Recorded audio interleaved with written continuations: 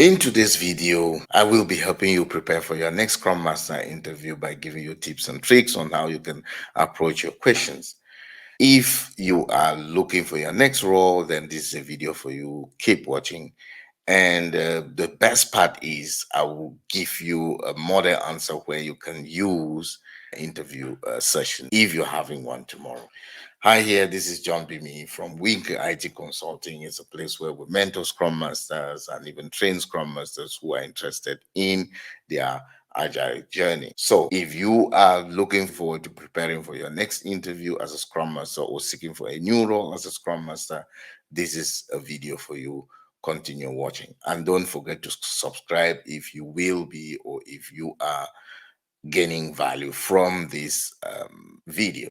So in today's video, we will be looking at a very important question which commonly does appear in a Scrum Master interview. And the question is, should a Scrum Master remove impediments on behalf of the team? So this is a common question you will get in an interview. And like every other question, when you get this question, the first thing that comes to your mind, take a pause of 30 seconds, think through what is demanded of you. What does the interviewer want from you as a candidate? You are sitting in front of him and you want that role as a Scrum Master. So how do you approach this question? A couple of things. First things, what does the interviewer want from you? First, in this question, the interviewer wants to understand if you understand what impediments are and if you understand that not all impediments in the team are removed by the Scrum Master. And if you can provide an example of a scenario where you removed an impediment for the team. So if you are able to navigate this question along these lines, you are on a good footing. So now, first, a couple of things for you to understand. So before we go detailing into the question, let's first of all understand what impediments are. So anything that slows down the team is an impediment. It slows down the team from achieving its sprint goal. It is an impediment.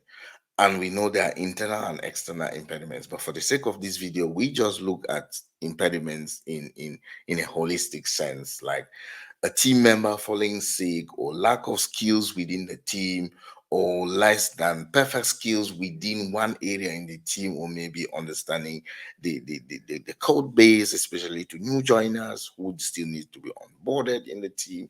You may have operational, managerial, organizational, and process issues. All of these will actually impede the team from achieving its sprint goal. Talking also about micromanagement, either from the product owner or maybe from stakeholders, all of these, they also are classified as impediments. And also, let's first of all, let's equally look at who removes impediments.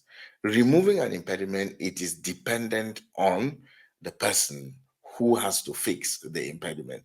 There are some impediments which are removed by the Scrum Master, some that are removed by the product owner, some removed by developers themselves, some impediments that are removed by the management.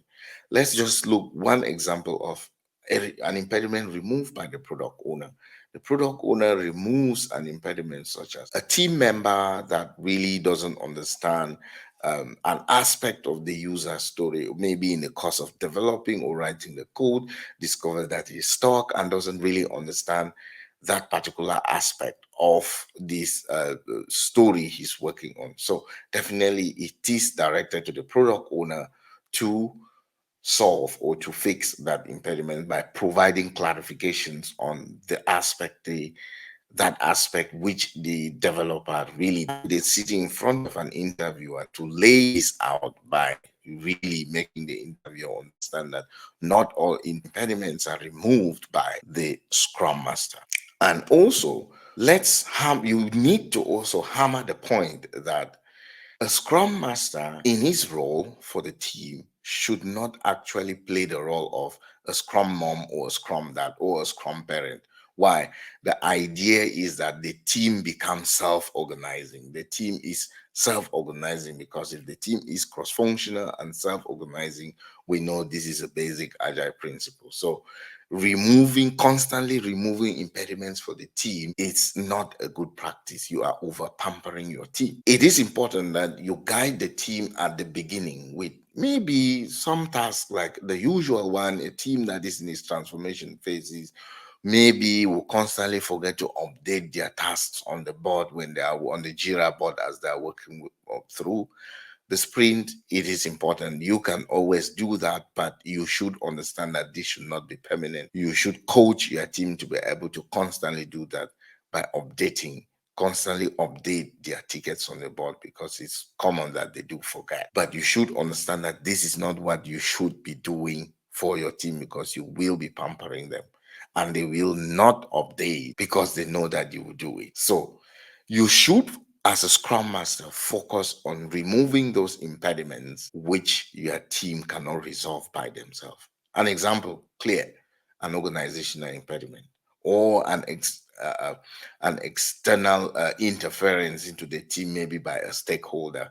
That's something you as a scrum master need to address, because it's not addressed by the developers themselves. After laying this, the next thing for you is to come out now with a scenario where you as a scrum master resolved an impediment for the team. You don't need to go into several examples, but just one example is enough. And the best way to deliver this is to use the STAR method, the famous STAR method, which is used in an interview. STAR method, which S stands for scenario, T for task, A for action, and R for result. So these you help the interviewer through a story to understand how you did this as a scrum master, in how you actually removed an impediment. Why do you have to do this? You come across as a practical scrum master, someone who has done this practically, and you stand a better chance of going through. Now let's look at the STAR method. In one of my previous roles, I worked with a team that was in its agile transformative stages. So in the first 3 sprints, there were too many interruptions by the stakeholders and senior management. So the interruptions impeded the flow of work through the team. And constantly achieving the sprint goal had been a risk several times during those sprints. So, however, the team missed the sprint goal twice. This called for an immediate action as a scrum master. So, the scenario you are laying here, the team missing its sprint goal because of constant interruptions by senior management and stakeholders. This is an obvious situation, especially in an environment that is still in its transformative stages. So the next thing is for you to look at the task. As a scrum master, what is your task? My task as the scrum master to the team was to help the stakeholder and senior management understand which of their actions and interactions with team are helpful and which aren't. So this will enable them to change such interactions to maximize the value created by the Scrum team. So I realized that they have never had an introduction to agile and lean practices, which is necessary for an organization that decides to adopt. So what was your task here? You realized that this was a situation that was going on with constant interruptions and the team missing the sprint goal.